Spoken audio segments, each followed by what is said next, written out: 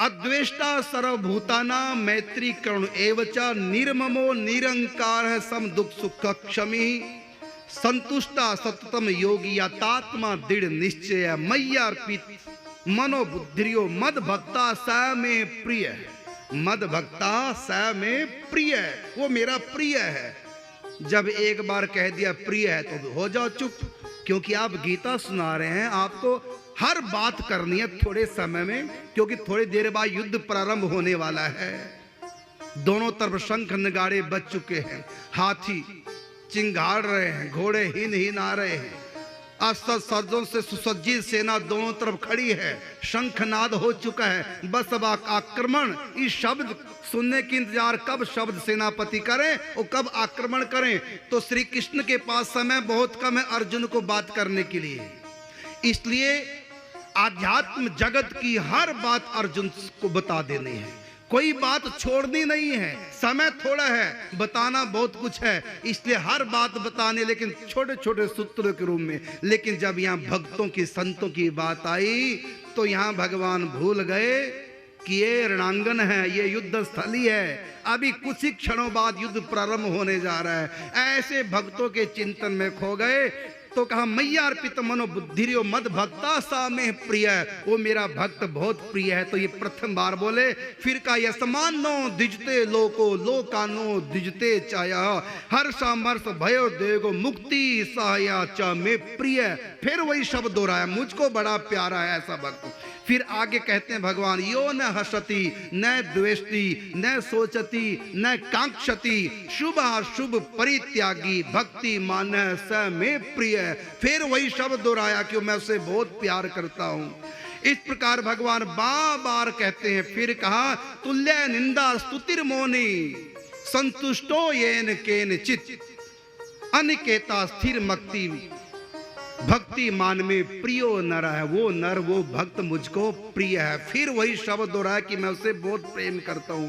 फिर कहा ये तू धर्म्यामृत मिदम यथोक्तम पर्युपास्ते सद्दानाम मत परमा भक्तास्ते तीव में प्रिय, वो मुझको अतिशय प्रिय है। पहले के प्रिय है प्रिय है प्रिय, थक गए कहते कहते। उसके बाद अंत में बोले मुझको सद्दाना मत परमा भक्तास्ते अतीव प्रिय है, वो मेरा अति ही प्रिय। अति का मतलब, अति किसको कहते हैं? सीमा को, जिसके आगे कुछ हो ही ना। कहते तुमने तो अति कर दी, या कह दो हद कर दी। हद का मतलब सीमा, जिससे आगे कुछ हो ना उसको कहते हैं अति। सीमा हद, जिसके आगे ना। जैसे भारत की सीमा, सीमा का मतलब इसके आगे भारत नहीं है, आगे खत्म भारत। सीमा का मतलब हद, खत्म, समाप्ति। तो यहां भगवान ने अंत में कहा कि कहां तक मैं बार बार कहूं प्रेम करता हूं प्रेम करता हूं, मैं तो अतिशय प्रेम करता हूं, हद कर देता हूं, इससे आगे कोई होता ही नहीं। जितना मुझसे बन पाता, जितना मेरे पास है प्रेम का समुद्र, वो सारा मैं भक्त को उड़ेल देता हूं। भगवान इतने आवेश में आ जाते हैं जब भक्ति की बात होती, जब प्रेम की बात। भक्ति का मतलब प्रेम, अटैचमेंट, लगाव, आसक्ति भक्तों से। निराकार जो मानते हैं वो प्यार नहीं करते भगवान से, उनका प्यार नहीं होता भगवान से। वो जो करते हैं पूजा पाठ जो भी हो तो इसलिए करते हैं अपना उद्धार हो जाए, वो तो अपने लिए करते हैं, परमात्मा के लिए नहीं करते। केवल भक्त है जिसका परमात्मा से प्रेम है, वो जो भी करता है परमात्मा के लिए करता है। इसलिए कहा मय्येव मन आधस्त 12वें अध्याय में, मयि बुद्धि में निवेशया निवशसि अत ऊर्ध्वम न संशय, निवशसि मय्येव अत ऊर्ध्वम न संशय। जिसने अपने हृदय को मुझको दिया। ज्ञानी दिमाग को भगवान को देता है और भक्त दिल को भगवान को देता है। अच्छा मेरी माँ तो बताओ, तुमको अपने पति का दिमाग चाहिए या दिल चाहिए? बोलो। दिल का मतलब प्रेम, दिमाग का मतलब ज्ञान। कहते हैं महाराज चाटती तो हम दिमाग ही हैं वैसे चाहिए दिल और चाटती हैं दिमाग। दिल का मतलब प्रेम। अपने पति का ज्ञान नहीं तुमको चाहिए, जब पति ज्यादा ज्ञान की बातें करता है, तुमको समझाता, तुमको अच्छा नहीं लगता, लेकिन जब वो दिल का प्रेम करता तब अच्छा लगता है। इसका मतलब पति का दिमाग पसंद नहीं है, पति का दिल पसंद है। दिल का मतलब प्रेम होता है, दिमाग का मतलब ज्ञान। तो ज्ञानी से भगवान प्रेम नहीं करते, भगवान करते हैं जिसके हृदय में भक्ति है। तो ज्ञानी बुद्धि के द्वारा भगवान की तरफ जाता है और प्रेमी दिल के द्वारा भगवान की तरफ जाता है, क्योंकि दिल में प्रेम, बुद्धि में ज्ञान। तो ज्ञान के द्वारा निराकार तक तो हम पहुंच सकते हैं, साकार तक नहीं। साकार तक तो दिल से अर्थात प्रेम से ही पहुंचा जा सकता है।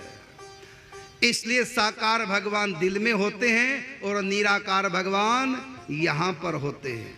हनुमान जी ने जो राम जी को प्रकट करके दिखाया बड़ी सभा में, तो माथा चीर करके या हृदय चीर करके, बोलो? क्योंकि साकार भगवान दिखाया।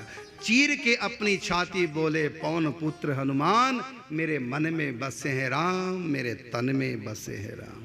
तो राम जी को दिखाया साकार, भगवान को दिखाया हृदय में। लेकिन जो निराकार को मानते हैं, उनके निराकार भगवान दिल में नहीं होते, बल्कि यहां पर। ये भक्ति की उपासना है। तराजू का भारी पलड़ा ऊपर होता कि नीचे? बोलो। तराजू का भारी पलड़ा ऊपर के नीचे? नीचे। तो नीचे दिल है, ऊपर दिमाग है, तो भारी पलड़ा नीचे है और हल्का ऊपर है, ऊपर होता है। तो ये प्रेम भारी है, ज्ञान हल्का है। और जीवन जो आप लोग जी रहे हैं ना, पढ़ाई से तुम्हारा दिमाग तो अच्छा हो जाता है। कलयुग में जो पढ़ाई आजकल चल रही है, जो शिक्षा बाहर से मिलती है, वो दिमाग की शिक्षा मिलती है, वो दिल वाली नहीं मिलती।